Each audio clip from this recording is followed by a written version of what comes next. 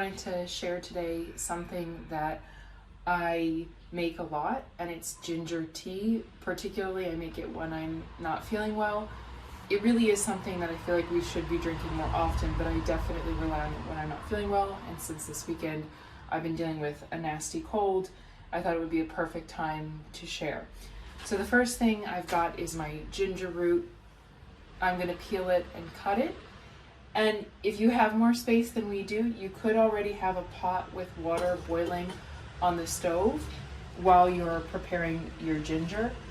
I like to cut some of the edges off to make it a little bit easier for me to peel and work with. So I'm not actually using a peeler. I'm using what I would call a paring knife, and I'm peeling back the skin. Once that's done, I'm going to be slicing the ginger and then adding it to the pot. So now that I have some of the ginger peeled, I'm going to be making my slices. I'm going to keep out the bigger piece for now, but I might add it to it. We personally like our ginger tea strong with a nice kick.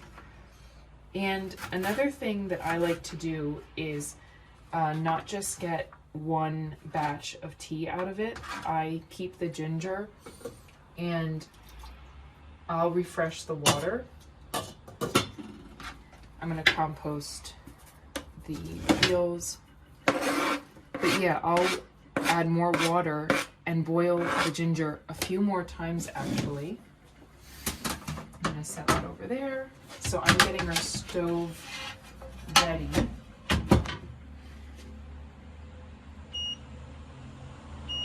I'm going to have it on the highest setting.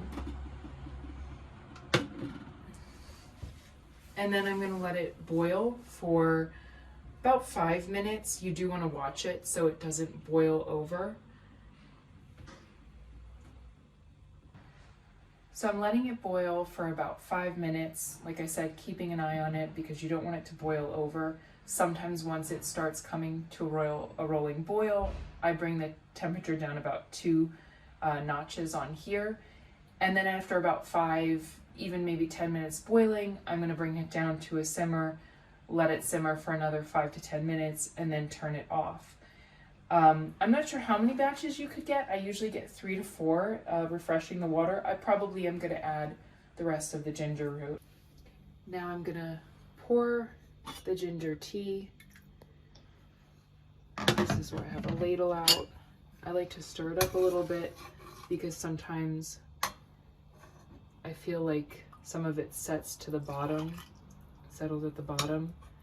And if you want it nice and strong and you want to get that flavor, you can add a sweetener. You can add a squeeze of lemon. Really up to you.